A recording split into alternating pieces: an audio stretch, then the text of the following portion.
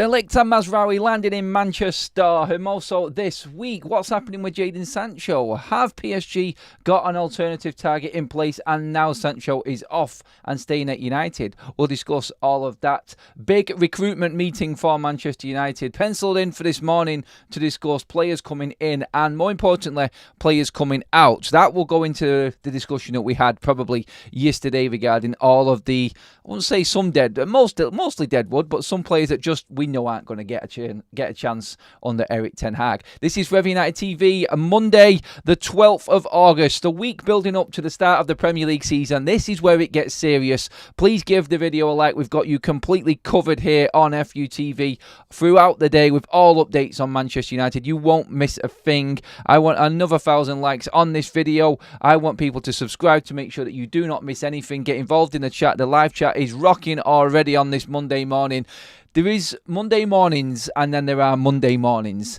A Monday morning in the summer leading up to the opening weekend of the Premier League season is this, and the excitement levels are ramping up. I was up extra early this morning. I don't think I'm going to be able to sleep now building up. I want to know what's going on with United. I want to know everything that's happening at the club, and I'm ready for that game against Fulham at weekend. I am so ready for football to be back, real football to be back now. We are talking United transfers though this morning. As always, your updates are coming in thick and fast. What has happened overnight? What is happening currently right this morning? Well, this morning we know, and we've seen videos on Twitter from Florian Plettenberg from Sky Germany, both Mazraoui and De Ligt entering Munich airport. I thought they might have stayed, to be honest, in London, but they've gone back. They've said their goodbyes to the Bayern Munich staff and friends and everyone at the football club, and are both on a plane landing anytime now at Manchester to begin medicals and signing of contracts this morning. It is, like Fabrizio Romano said, Mazraoui and De Ligt day today for Manchester United, but the work doesn't stop there. The necessaries will get taken care of by the staff. The big boys, the ones that really are calling the shots around Manchester United's recruitment structure, are having a meeting this morning as well to go over everything Manchester United from this point in terms of players coming in. Two names we're going to talk about in particular on this show, and players going out. A significant one in the out column as well there. But Wan-Bissaka as well is also fully confirmed from yesterday. I'm going to run through the headlines and what has been said from everybody and what's happening, first of all, from late last night going into this morning.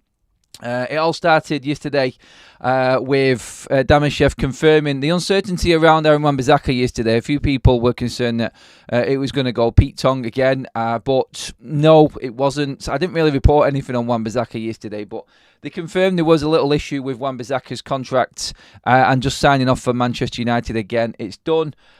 From Sky says Aaron Wan-Bissaka will have his West Ham medical tomorrow morning, that being today. The player's exit terms are agreed with Manchester United. Agreement now on all aspects of the deal. Aaron Wan-Bissaka transfer to West Ham is now fully agreed between the player and both clubs. The medical will be on Monday morning, that followed by David Ornstein. The recruitment meeting was put out by the Daily Mail. You can see the tweet at the bottom of your screen there. Manchester United will hold a recruitment meeting on Monday to discuss their next targets and who could leave, with interest building in Victor Lindelof as well, Simon Jones. And then we're talking Mario Hermoso again, the free agent that we've been discussing over the last 2 days. Played at Athletic Madrid last season.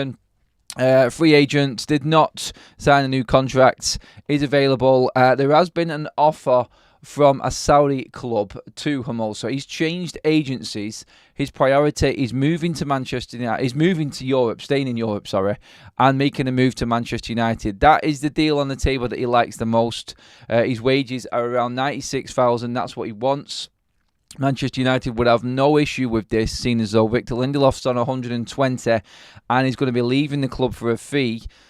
Hermoso comes in as that extra cover for Manchester United in defence on less wages, and we get a fee in for Lindelof. It's a no-brainer for Manchester United, and why they are pushing hard to get this done and get this concluded this week. It pretty much sorts out the whole back line for Manchester United. Business pretty much done when it comes to getting our defence in place and getting the players out we need to get out. Wan-Bissaka we knew needed to go. One of Lindelof or Maguire definitely needed to go. Obviously we've let go of Cambuala as well, and we're in a position now where we're set for the season, I feel. De Ligt will be available, and I'm telling you now, with Ten Hag. People are asking me privately. People have messaged me saying, do you think that De Ligt will come straight into the side? Knowing how Ten Hag is, like, for instance, with Joshua Zirkzee, he's done all this work all pre-season, to get Joshua Zirkzee in. The endless phone calls, making sure that this signing was made, and then he doesn't play him in the first chance he can get. I mean, he was talking Zirkzee up about wanting to play at Wembley. He's really looking forward to the day and everything. But we found out yesterday that he wasn't even penciled in for any game time at all. And he played yesterday in a game behind closed doors. So he's getting his introduction into Manchester United in different ways. But regarding De Ligt and whether he will have the same sort of setup, I don't think so. Personally, I think he will have De Ligt and Martinez set up in that central defence. Like, De Ligt will be training at Manchester United tomorrow. And Tuesday, Wednesday, Thursday training, that's enough for Ten Hag. He knows the player is fully fit. He's been training all summer. He's been training, he's building up his pre-season. He may not be as far along as some of the other players because obviously he was like the international players that returned a little bit late, but he has had full match rest, let's just say that, because he didn't play any part in the Euros. Training throughout, let's not forget that, and obviously has come back and has been back a week now in pre-season training himself, so he'll kickstart tomorrow. I do believe that I think De Ligt will start the game. I do, and I think he maybe gets substituted later on. Don't count out Mazraoui starting as well. With Wan-Bissaka leaving and Manchester United's left-back situation not clear, he obviously didn't play a mass at weekend either, did he, when he had the chance to? So does that mean that he isn't going to chance him in the Premier League? You would have thought so, because according to Ten Hag, that was a friendly and a pre-season game against City at weekend. And if he's not going to play a mass in that, then he's definitely not going to play him against Fulham. So does that bring Mazraoui into the reckoning to start against Fulham? It most certainly does.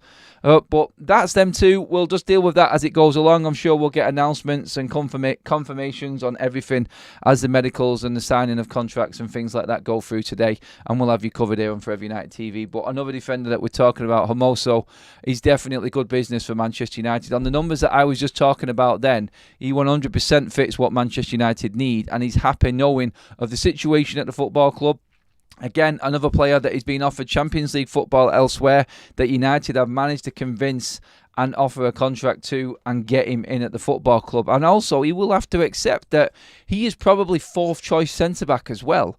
So that's a big ask for a player to come in. So we look at it, where will he sit? Yeah, he's fourth, isn't he? If he comes in, he will be fourth choice. That will make Harry Maguire fifth choice centre-back at Manchester United when everybody's fit. Because the way I see it's a toss-up between De Ligt and Yoro, I think. Martinez, 100%, number one. De Ligt, Yoro. Then it will be Hermoso, I'm guessing, if we're bringing him in. Then it will be Harry Maguire, then Johnny Evans.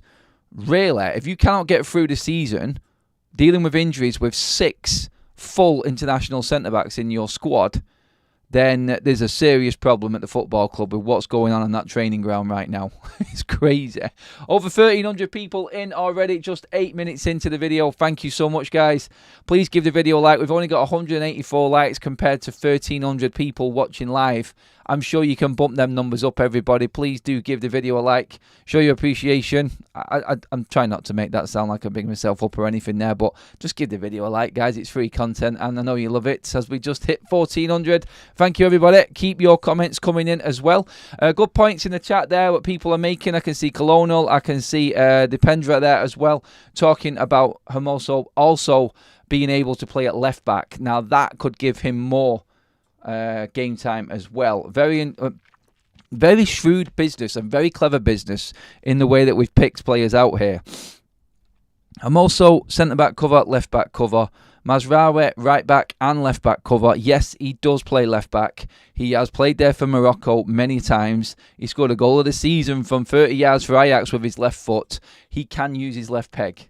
It is actually an option for United. So we've got 2 full-backs now in Dalot and Mazraoui who can play left and right. We've got a centre-back who can play centre-back and left-back.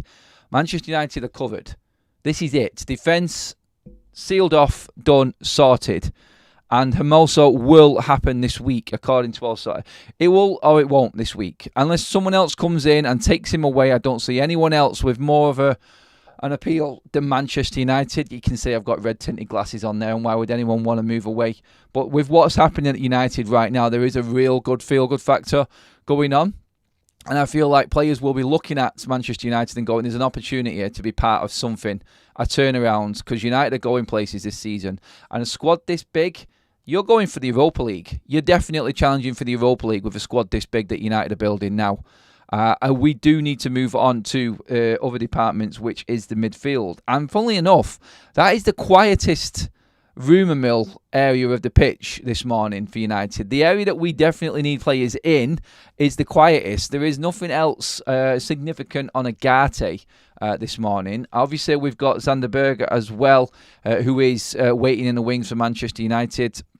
No updates on Rabiot, no updates on Amrabat or Fofana either.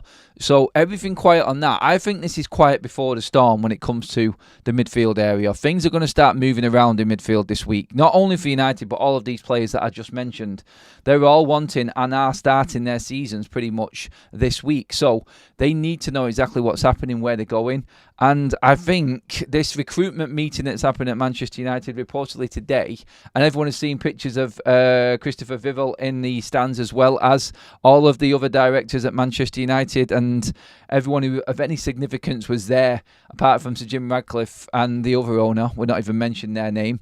But everyone was there. Ashworth, Barado, Wilcox, Brailsford, Vivel was also there. It does feel like there's a real strong team, and you can just picture them men all start around the table at Carrington today. Right, what's our next move? We get Hermoso over the line and get that sealed off and done. We then move forward. It has to be priority Agate next, I feel, or another midfielder to get this finished. Ten Hag has been bigging up Casemiro, and I thought Casemiro was great against City towards the back end of that. He said he's had a full pre-season. He's really fit. He's ready to go. The only thing that's going to stop Casemiro is injuries, and you want that cover in midfield to make sure that you can rest Casemiro when you need to. That's the importance. That's the important thing, I think, with Casemiro. You need to be able to swap him in and out. He cannot play every single game for United. He can't do it with everything that's going on and the demands and his position and how sort of like exposed he is, because that happens at times. Unless Ten Hag starts to mix things up a little bit, then we're going to see Casemiro in an awkward position again where he's got too much work to do. So take your chances, put United up on the scoreboard, or you're going to get pressure situations like we had against Manchester City, where any one moment we can get broken through, and all of your good work and all of the good play, which we did do at weekend, and was pretty much like that in spells last season as well, gets undone because you're open and you're easy to play through. That's what happens at Manchester United. It happens all of the time. So, midfield is priority. You would have thought we would have been talking Agate. I think we will be talking Agate going through this week now. I think everyone is just holding the breath right now. Like what Romano says, United are not done. Not done by any means, not done. I completely said that wrong. Sorry there. But yeah, if you think that these two signings now and 4 signings over the line for United with Mazraoui and De Ligt is United finished, you are mistaken. There is a lot of business going to be going on with Manchester United from this point going forward to the end of the window. What have we got now? What is it? 19 days, is it? Until that window slams shut. So 2.5 weeks left of the transfer window for Manchester United to get what I think is going to be 2 midfielders and another defender in. We did talk about another forward coming in as well, but that would only be with sales, which I'm guessing the recruitment meeting is all about.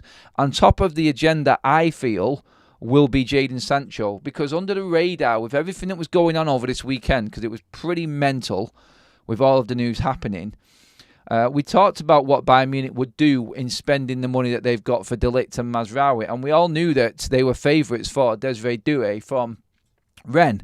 But he has decided to go to PSG, and that's the position that they were looking to fill with Jadon Sancho. Does this now mean that PSG have got their target and Jadon Sancho is off the table? They're not going to buy 2 forwards, I don't think. Desiree Doué is going to cost a lot more than what Jadon Sancho is. I think Desiree Doué is upwards of 40 million. Those are the reports. Like, there's nothing announced or finalised yet, and Bayern could always come in. But apparently, according to Plettenberg, and I think Romano as well, the player has chosen PSG and he has made it clear to PSG that he wants to join them. So does that mean that they don't need Jadon Sancho? And that is concerning because from what we know, there is no other offers on the table for Jadon Sancho from any other club apart from PSG right now. And we've seen where he is in the pecking order. United won't loan him out. Will they be forced to loan him out? I don't know. He looks like he just looks like a lost soul on that pitch.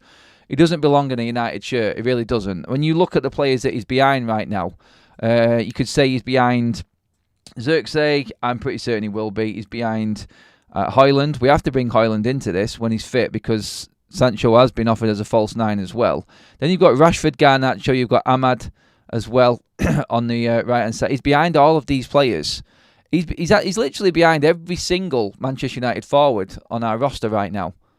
That's where he is. So reality tells you that Sancho is not going to get game time.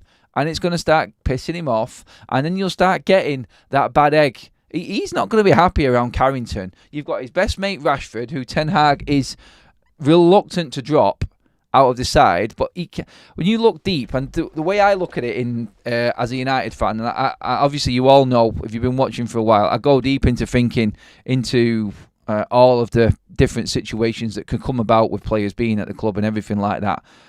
One player who's unhappy, and we know what Jadon Sancho's form is like for this, is going to cause problems to this culture that is being built around Manchester United. We've seen what Sancho did to Rashford last season. Obviously, Rashford seems to be perked up a bit now that Sancho's back. We've seen the pictures, we've seen the videos. Does Sancho then bring Rashford back down with him again like he has done before? You only have to look at what's happened. I'm not saying I know everything that's going on at Carrington, and this is happening. I could be completely wrong. But Sancho came out the side after that announcement at Arsenal, after Rashford had scored a goal and was starting off the season quite well. And then Rashford fell off a cliff as soon as Jadon Sancho left the football club. And it affected Marcus Rashford.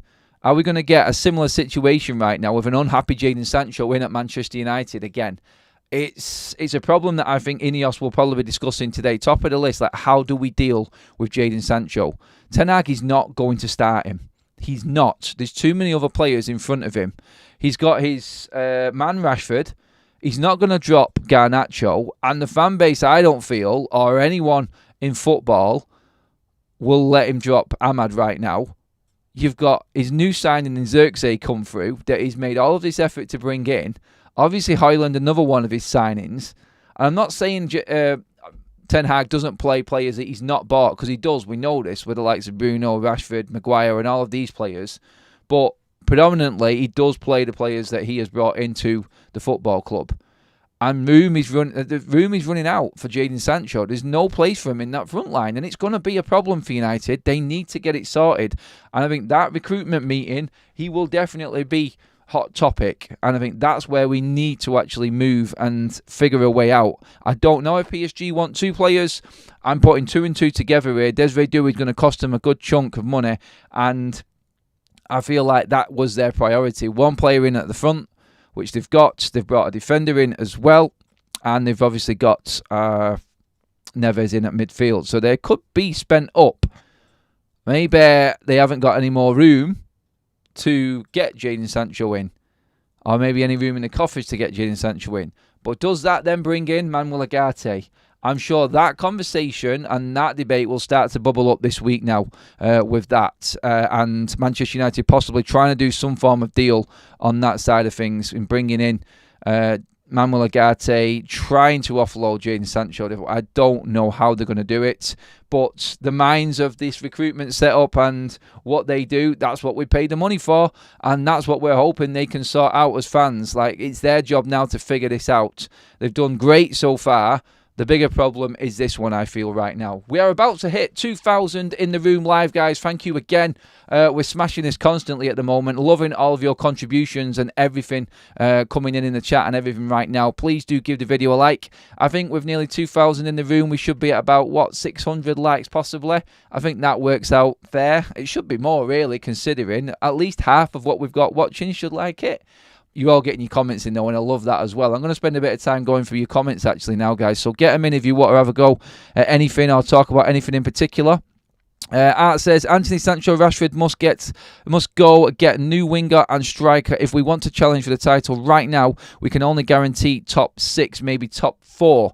I did put a poll up in the chat, guys, as well. 1,200 of you have already voted on that. What are your expectations for the season with the business United have done up to now? Is the question. You got 4 options: out of Europe, top 4, top 6, challenge for the title. Right now, top 4 with what's happened and the business that we've done is winning the vote at 64%. So a lot of you are now confident United can get top 4.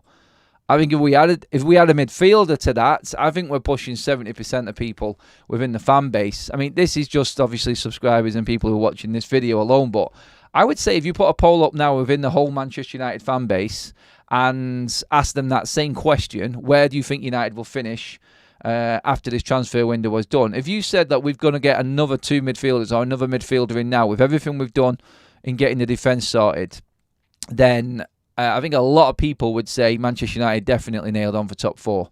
Other clubs are doing good business, and I don't want to forget or disregard anyone else's business. Like United are moving fast, but let's not forget we had a big gap to make up, and everyone above us is already making signings. Like Chelsea are buying a new team right now. They're in talks with João Felix again to try and make that move happen. So they could be a real force again, and obviously they were ahead of us last season already in terms of the table. So yeah, we have got a lot of ground to make up, and as good as the business is, it only works if we get the right blend when it comes to playing football and what happens on that pitch. Good signs against City, a weaker Manchester City at weekend, let's not forget that. Everything aside and what's happened right now, all judgment will come in that first game against Fulham, then a tough game away to Brighton with their new manager in place, and then obviously we've got Liverpool at Old Trafford. So a very, very big 2.5 weeks for Manchester United and Ineos right now. We are going to learn an awful lot about this football team over the next few weeks. We're going to learn an awful lot about the character of the manager, of the players, the new coaching staff, everybody at the club. Ineos are doing their part. The recruitment side is going very, very good, and I'm really happy with where we're at right now. But it counts for nothing if we cannot get it right on the pitch.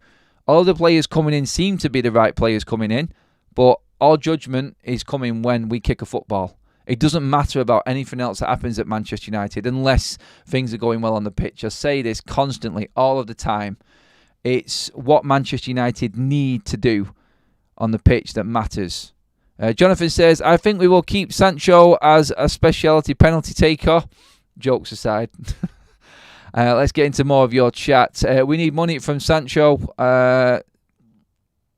Sell a hat. Adam, do you reckon it could be a straight swap for Agati and Sancho with PSG? Sancho needs to go. I don't know. Honestly, I think if they buy Desiree Doué, I don't know where their finances are, PSG. I don't know how close they're running. Like, if you remember, like Thomas Tuchel fell out and was let go by Leonardo, the director at PSG, because they were losing players for nothing and recruiting nothing and bringing no other players in. So I don't know how tight their finances are. They have history for pushing the boundaries, I know that. But if you look at what they've spent, like, what was it, nearly 70 million on Neves. Is it Ancho or someone like that? I can't remember his name, actually. The centre-back they've just brought in, I think that was another 30 mil. And obviously they're bringing in Desiree Doué, who is, I think, 40 million euros plus from the numbers that were going around, because United were interested in him as well. So that's how I know how much he is. How much have they got to spend? I don't know. Well, they're in the Champions League, and anyone in the Champions League has got big money to spend, because the ridiculous amounts of money that UEFA are now pumping into the new format of that is definitely giving them clubs an advantage. This was the UEFA's way of sort of a counter offer to all of these Super League clubs. This was what was in the making and was always coming. They were going to make their own sort of Super League by turning it into a Champions Super League, as in UEFA Champions League and Europa League and Conference. So more money in all of these competitions was their way of saying, look, stick with us and more money will come in this. We'll make something of it. And this is their attempt at it. So this is the first real significant aftershock after the Super League and all of the protest and everything that was going down back around COVID time. Yes, remember them times. God, they were scary times then. But this is like the first tremor, the first aftershock after that. And this is what the plan was down the line. Because the money is the money is significant in the Champions League this season. And it is a lot to help clubs balance their books with financial fair play and PSR. Because literally you could get to where Real Madrid got last season to winning it. And the money that they got for winning the Champions League last season, this season, that same amount of money equates to actually just getting through the group stage, I think. So, and you've got the extra gate receipts with the extra 2 games at the start. It is a big pot of money to play with, and it does help a lot. So this is why I've always said United need to be in that Champions League. We haven't got a lot of value within our players right now in the squad that we need to get rid of.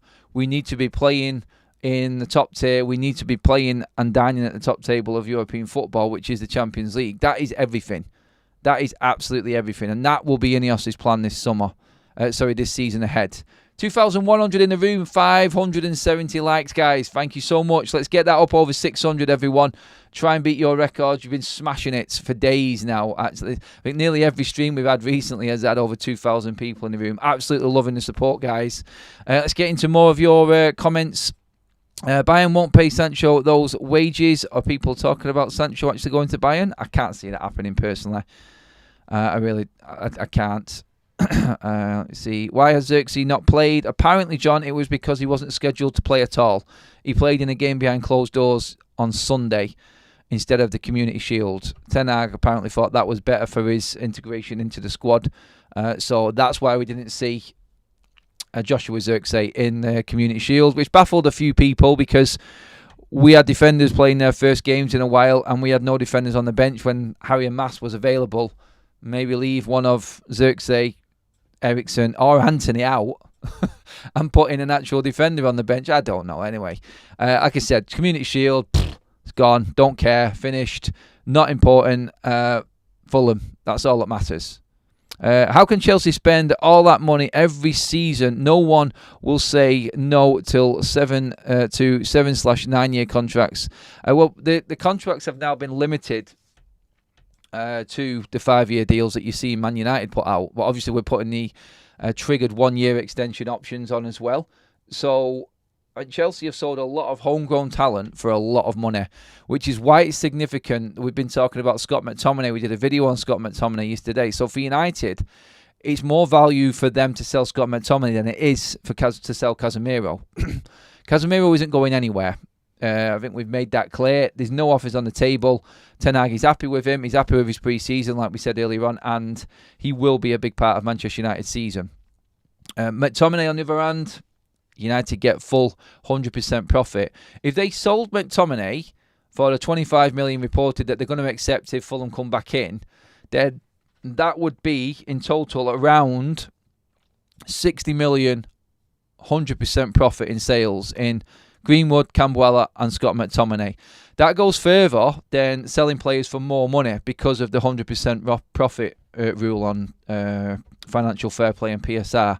So the homegrown talent rule, that 100% money in, counts a long way and it goes a lot further than players. Say, for instance, you sold Scott McTominay for 25 million.